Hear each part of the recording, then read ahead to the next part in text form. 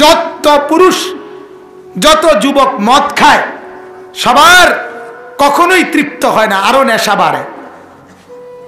জুয়া খেলে যারা, তারা কখনোই তৃপ্ত হয় না, এইটাও তারে নেশা বাড়ায়। শেষ পর্যন্ত জুয়া খেলতে খেলতে বউ শুদ্ধ বেচালায়, তৃপ্ত হয় না।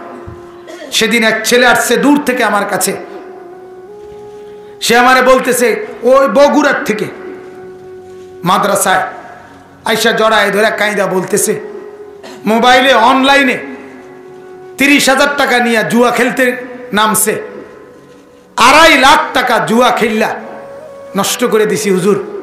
আমার আব্বা আমারে বাড়ির থেকে বের করে দিছে, এখন আমি কি করবো হুজুর বুঝতেছি না, আপনার কাছে আসছি পরামর্শের জন্য। নেশা, নেশা।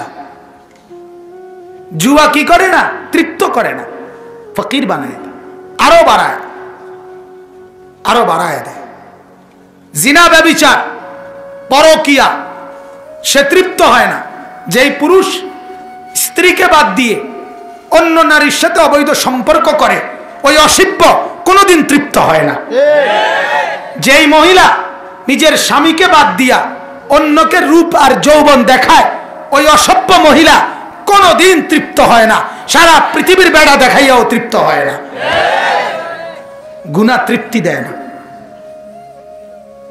গুনাহ কি দেয় না, তৃপ্তি দেয়। গুনাহ সুখ দেয় না। তুমি খেয়াল করে দেখো, কত ছবি দেখছো উলঙ্গ নাচ, তারপরে তো শখ মেটে না, মিটবেও না, কোনোদিন মিটবেও না। মদের নেশা, জুয়ার নেশা, অবৈধ নারীর নেশা, জিনা ব্যভিচার, গান বাদ্য অশ্লীলতার নেশা মেটে না, শেষ হয় না। নষ্ট হইয়া বরবাদ হইয়া শরীর, যৌবন, চরিত্র, দুনিয়া আখিরাত যেদিন সব শেষ হবে সেদিন বুঝবে। আর আল্লাহ যদি দয়া করে আগেই তওবা করার তৌফিক দেয় তো আলহামদুলিল্লাহ, আল্লাহ তাআলা তৌফিক দান করেন। তাহলে হে ঈমানদারগণ, চাচা আপনি বসলে এদিকে আসেন, চাচা সামনে জায়গা আছে, এখানে আসেন চাচা।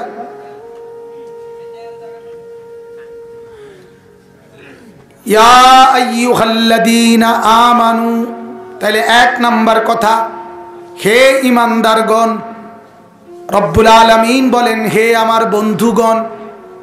আল্লাহ তাআলা বলেন আমি বড় পছন্দ করে আমার কোটি কোটি বান্দা থেকে বাছাই করে আমি আল্লাহ তোকে ঈমানের দৌলত দিয়ে মুমিন মুসলমান মা বাবার ঘরে জন্ম দিয়েছিলাম।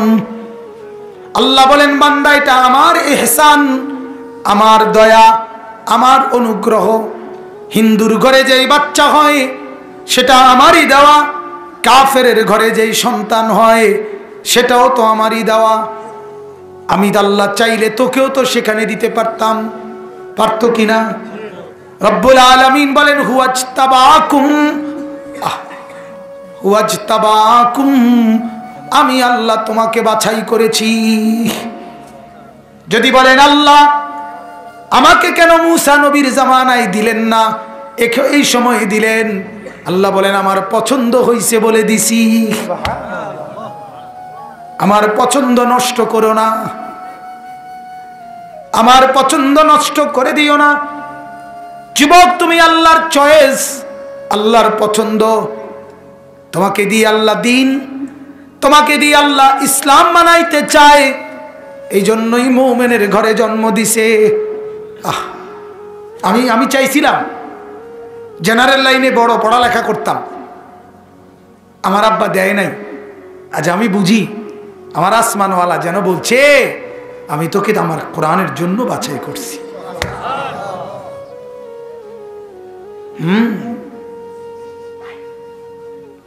মা আমারে প্রতিদিন বলে ফুত শরীরের যত্ন নিও, ভাইয়েরা বলে, বোনেরা বলে। আমি এক বেহাল জিন্দিগি, কখন কোথায় বসি থাকি, চলছি তো চলছি, অবসরেরও ঠিক মতো সময় নেই। কত ঘুম যে আমার চোখে জমা। আর মালিক যদি কবরে ঘুমাইতে দেয় তো ঘুমাই গেলাম। এই জন্য আল্লাহ তাআলা বলেন, আমি তোকে পছন্দ করছি বান্দা, কেন নষ্ট হয়ে গেল? কেন নষ্ট হয়ে গেল? ইয়া আইয়ুহাল্লাযীনা আমানু, হে আমার বন্ধুরা। কার ডাক এটা? আল্লাহর। কে ডাক দিবেন বলেন? আল্লাহ। ইত্তাকুল্লাহ, 2 নাম্বার কথা। হে আমার বন্ধু, তোমাকে যেহেতু আমি ঈমান দিয়েছি, এবার আমি আল্লাহ তুমি বন্ধুকে জান্নাত দিতে চাই। যাকে আমি ঈমান দেই তাকেই তো আমি আল্লাহ জান্নাত দেব, কোন কাফের বেঈমানকে তো আমি জান্নাত দেব না। সুবহানাল্লাহ। আল্লাহ নিজে বলছে, আমার বান্দা ওয়াদারনি ওয়াল মুকাদ্দিবিনা উলিন নামাতি ওয়ামাখিলহুম কালিলা। আল্লাহ বলে, বান্দা ঈমানদার বন্ধুরে, কাফের বেঈমান আর মুশরিকদেরকে আমি আল্লাহ দুনিয়ার কত টাকা পয়সা, কত বিত্ত বৈভব, কত মাল, কত দৌলত দিয়েছি, এগুলো দেখে বান্দা আমার ঈমানদার বন্ধু আমার মন খারাপ কইরো না। আমি কয়টা দিন সুযোগ চাই, 60টা বছর তারে দিতে চাই, 70 বছর তারে দিতে চাই বেঈমানকে দুনিয়া। আল্লাহ বলেন, বন্ধু অনন্তকালের জান্নাত আমি তোকেই দেব, ওরে দেব না, ওরে দেব না। ওয়াদারনি, আমার একটু সুযোগ দাও, বেঈমান রে আমি দুনিয়া দেই, ওকে নেক, তুমি পরে নিও। আমার শায়েখ আল্লামা মুফতি মুশতাকুন নবী সাহেব বলে, যুবক আজ তুমি নারী দেখে নাও দুনিয়ায়, আমি জান্নাতে 70,000 নারী একসাথে দেখব।